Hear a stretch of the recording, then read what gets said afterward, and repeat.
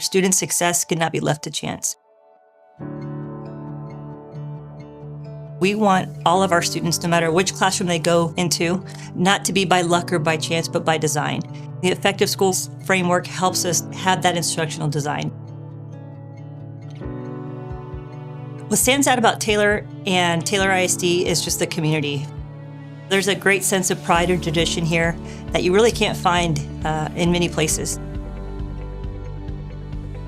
Once a duck, always a duck.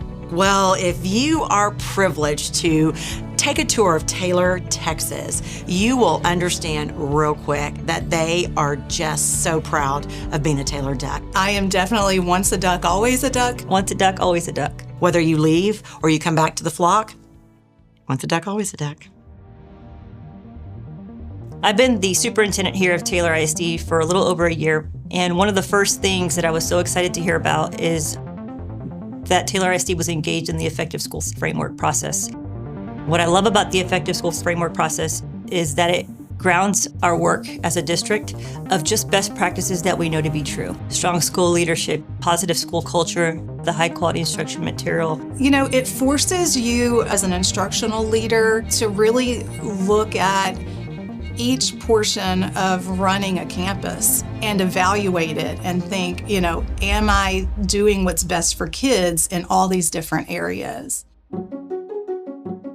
What initially brought our school district to ESF is we had 2 elementary schools and 1 middle school that entered into the school improvement process.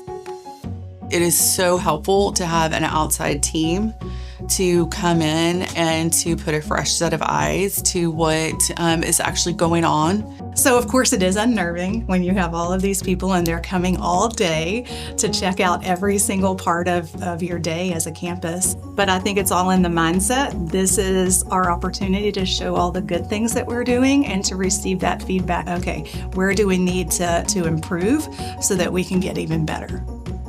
When I looked at that diagnostic, I knew that we needed to reestablish the school culture, the leadership, and then of course ensuring that the high quality instructional materials that Taylor ISD adopted, that we were using that with fidelity.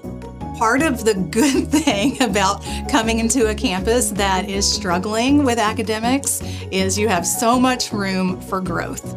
If you walk into any one of our rooms, you're going to see alignment from classroom to classroom to classroom. You're going to see high quality instructional materials. You're going to see students engage with the teacher and the teachers engage with students. You're going to see students goal setting.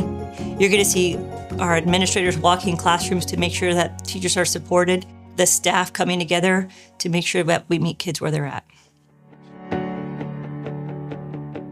The diagnostic reports have kind of been used as a driver to improve. So the next year, we actually opted our high school and our primary school into the ESF process to have a diagnostic visit because the data that we received was so beneficial. Data doesn't lie. You see the numbers, you've seen the increase, and so we're going to continue to do what we're doing because what we're doing is working. The decision to continue with the Effective Schools framework, it's a roadmap. And so it just allows us to know where we are and where we need to be. And yes, it was a lot of hard work, but then after a while, those procedures became routine, and look where we are right now.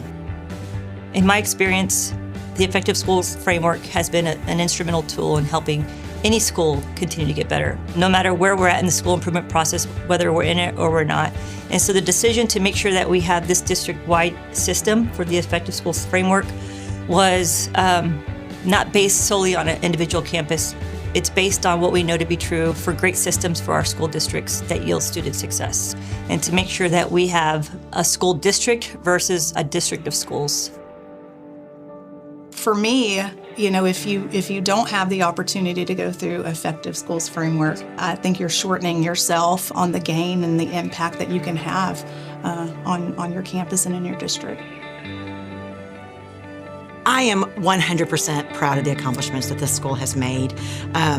We joke because when I first intercepted it, I thought, what did I just get myself into? Because it was a blessing in disguise. Having the challenge of kind of turning this campus around, but then having this framework to support me in that work, was just phenomenal.